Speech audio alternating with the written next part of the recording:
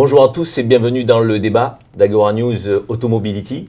Aujourd'hui, nous allons aborder un sujet qui est au cœur du débat public, puisqu'il s'agit des véhicules électriques, hybrides, mais aussi des infrastructures de recharge qui vont avec.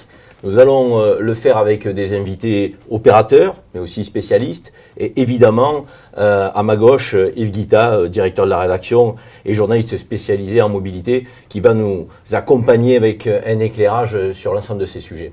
Avant, je voudrais qu'on fasse un petit tour de table et que vous vous présentiez, messieurs, puisque nous avons la chance de vous avoir parmi nous. Vincent Huil, vous êtes Mobility Manager chez Engie. Oui, expliquez-nous un petit peu quelle est votre fonction. Alors aujourd'hui, je suis en charge de la mobilité électrique partagée et nous avons actuellement un programme de mettre en place l'autopartage. Nous l'avons déjà lancé en 2015 et nous allons le développer sur les années 2019-2020. Très bien. Johan Nussbauer, vous êtes le CEO de ChargeMap. C'est ça. ChargeMap, c'est quoi en deux mots? Alors ChargeMap, c'est une application mobile pour trouver les bornes de recharge, avec la particularité de travailler avec la communauté des conducteurs de véhicules électriques pour référencer les infrastructures. Et c'est un badge, le ChargeMap Pass, qui permet de payer ses recharges quand on est devant une borne. Très bien. Claude Muller, à ma droite, directeur général chez EasyTrip.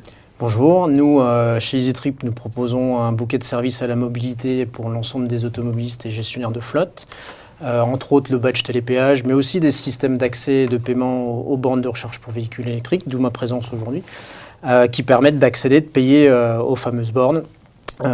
Et nous opérons en France avec notamment la carte Kiwi qui est déployée et qui est déployée en France, en Europe. Et nous avons à peu près 150 000 clients, tout confondu, en gestion. Très bien, et je crois d'ailleurs que vous avez été un des pionniers sur les véhicules électriques dans une autre vie, dans une autre fonction. Oui, j'ai eu la chance d'être un des pionniers dans le lancement du véhicule électrique en France, chez un constructeur automobile. Mais pas que la voiture, c'était aussi déployer tout l'écosystème autour, notamment les bornes de recharge rapide, qui est un vrai sujet. Alors Yves Guita, on va commencer peut-être avec un panorama. Véhicules électriques, véhicules hybrides, ça représente quoi sur le marché? Où est-ce que nous en sommes aujourd'hui des immatriculations? Alors les immatriculations de véhicules hybrides et électriques, ça avance, mais ça avance doucement en France.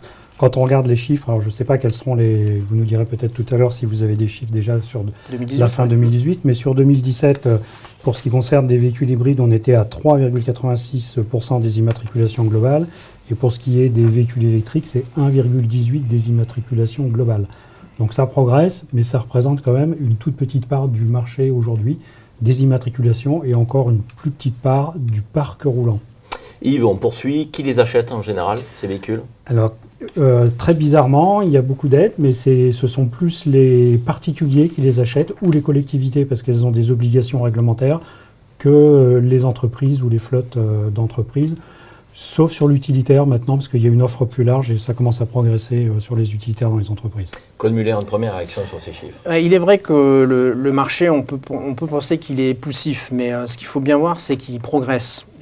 Depuis 2011, le marché progresse vraiment d'année en année. À fin 2018, on va atterrir à peu près 20 000 véhicules 100% électriques, 29 000 pardon, 100% électriques, et un peu plus de 30 000 véhicules hybrides rechargeables. Nous, on raisonne vraiment électrique et hybride rechargeable. Donc l'hybride rechargeable, pour faire un peu de pédagogie, c'est un véhicule qui dispose d'une batterie qui peut être rechargée sur une borne de recharge.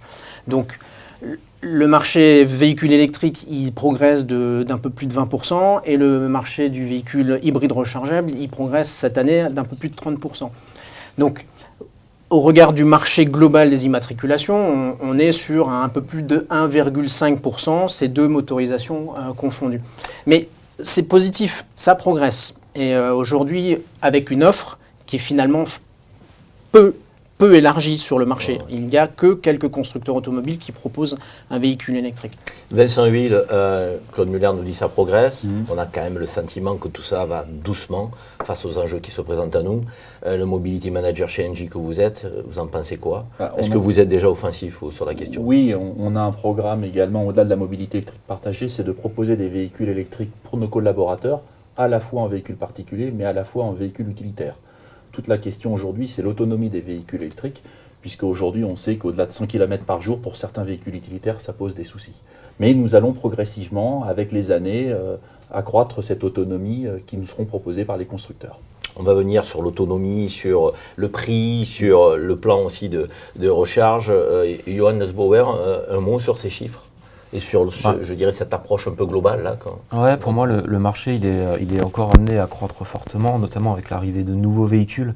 On a un point de bascule autour de 300 km d'autonomie qui fait que le véhicule électrique commence à pouvoir être vraiment envisagé par un grand nombre de personnes.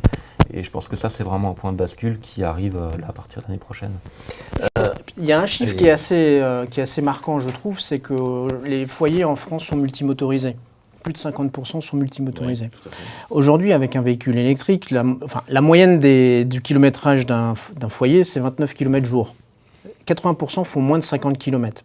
Donc si vous prenez la tranche des foyers multimotorisés qui ont forcément plus d'une voiture, donc la deuxième, si on passe à l'électrique sur la deuxième voiture, tout le monde est compatible. Et c'est ça qui est important. Donc, dès lors que, comme le disait Johan, l'offre va être élargie au niveau des constructeurs, et on l'a tous vu au Mondial de l'Auto cette année, c'était le boom de la présentation des véhicules électriques et hybrides rechargeables. Donc, moi, je pense qu'on est vraiment à un tournant. Et croisement entre usage, offre, et forcément le prix, l'autonomie qui grandit, on va arriver à une progression un peu plus importante maintenant des véhicules.